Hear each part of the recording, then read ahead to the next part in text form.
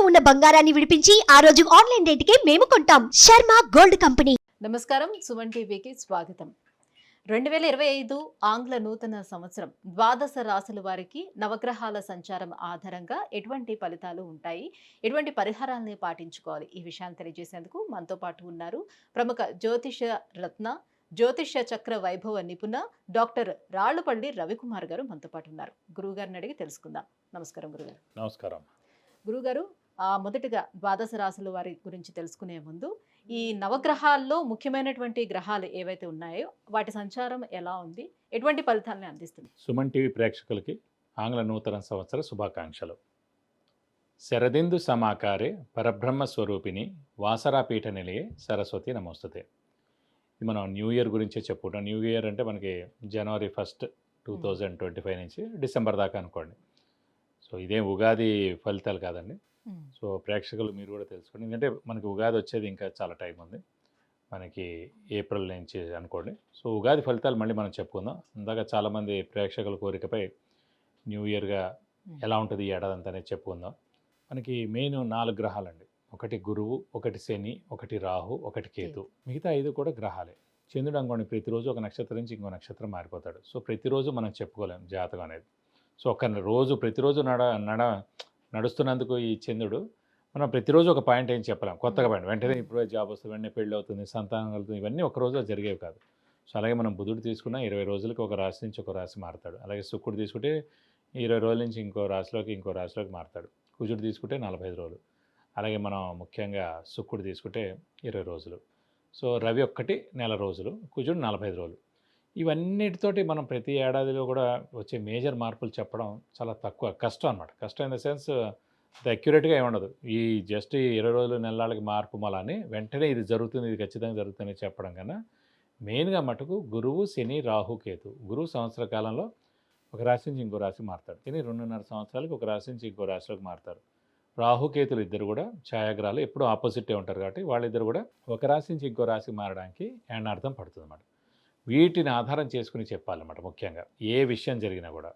కాబట్టి ముఖ్యంగా గురువు వచ్చేసి మనకి 15 మే 2025 నుంచి మనకి ముఖ్యంగా మిథున రాశిలోకి ప్రవేశిస్తున్నాడు. అలాగే శని 30 మార్చ్ 2025 నుంచి మీన రాశిలోకి ప్రవేశిస్తున్నాడు. ఇక రాహుకేతు ఇద్దరు కూడా సేమ్ డేట్ 18 మే 2025 నుంచి మనకి రాహు కుంభరాశిలోకి వస్తాడు. అలాగే కేతు సేమ్ 18 మే 2025 నుంచి సింహరాశిలోకి కేతు వస్తాడు. ముఖ్యంగా మొన్న కూడా చెప్పుకున్నాం మనం, అక్టోబర్ 20 తారీఖు నుంచి కుజుడు నీచలో ఉన్నాడండి.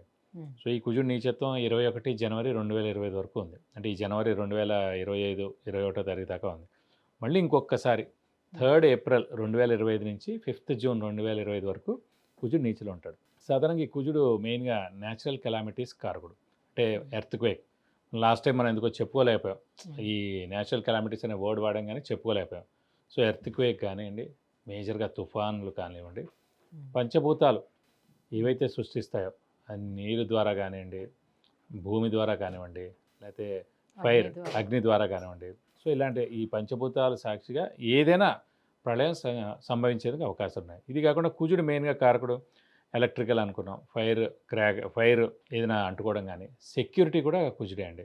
అలాగే సెక్యూరిటీ ల్యాబ్స్ అవ్వడం కానీ, షార్ట్ సర్క్యూట్ అవ్వడం కానివ్వండి, మెయిన్గా వెహికల్ యాక్సిడెంట్స్, అలాగే ఫ్యాక్టరీలో పనిచేసే వాళ్ళు వర్కర్స్ ఉంటారు, ఇండస్ట్రీలో పనిచేసే వర్కర్స్ ఉంటారు, అక్కడైనా పేరడం కానీ లేదంటే అంటుపోవడం కానీ. ఇదే కాకుండా ఈ ఎన్కౌంటర్స్ ఇవన్నీ కూడా జరుగుతుంటాయి. ఇలాంటి చోట్ల కూడా అనవసరంగా మన పోలీసులు కూడా కొంతమంది చనిపోవడం జరుగుతుంది, అలాగే ఆర్మీ వాళ్ళు కూడా కొంతమంది చనిపోవడం జరుగుతుంది.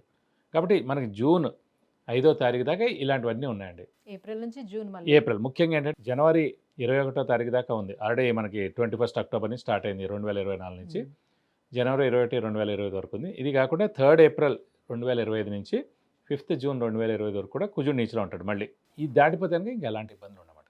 ఇవ్వండి ముఖ్యంగా మెయిన్గా రాహు, కేతు, గురు, శని మనకి ఎక్కడెక్కడ సంచరిస్తారో మెయిన్గా ఈ 2025 సంవత్సరంలో ఇలా ఉంటుంది. గురుగారు, 2025 ఆంగ్ల సంవత్సరం వృశ్చిక రాశి వారికి గ్రహాల అనుగ్రహం ఎలా ఉంది? ఏ గ్రహాలు ఎటువంటి ఫలితాలను అందిస్తున్నాయి? తప్పకుండా అండి. వృశ్చిక రాశి అనగానే మనకి విశాఖ 4వ పాదం, అనురాధ 1, 2, 3, 4 పాదాలు, జ్యేష్ఠ 1, 2, 3, 4 పాదాలు, ఈ నక్షత్రాల సమూహంతో మనకి వృశ్చిక రాశిలోకి వస్తుంది. వీళ్ళకి 15th మే 2025 వరకు గురుబలం పరిపూర్ణంగా ఉంది. ఎందుకంటే సప్తమ స్థానంలో చాలా బాగుంటాడు గురువు కాబట్టి. అలాగే అర్ధాష్టమ శని ప్రస్తుతం మనకి 30th మార్చ్ దాకా ఉంది. సో 30 మార్చ్ తోటి అర్ధాష్టమ శని వెళ్ళిపోతుంది ముందుగా. ఓకే. ఈ మెయిన్గా 2.5 సంవత్సరం నుంచి వీళ్ళ అనుభవించిన బాధ వ్యధ ఏదైతే ఉందో తల, ఎందుకంటే ఇందాక కూడా చెప్పుకున్నా, మేషరాశి అధిపతి కుజుడు, వృశ్చిక రాశి అధిపతి కుజుడు. వీళ్ళకి ఏలినాటి శని వచ్చినా, అర్ధాష్టమ శని వచ్చినా, అష్టమ శని వచ్చినా కూడా చాలా ఇబ్బంది పెడతారు.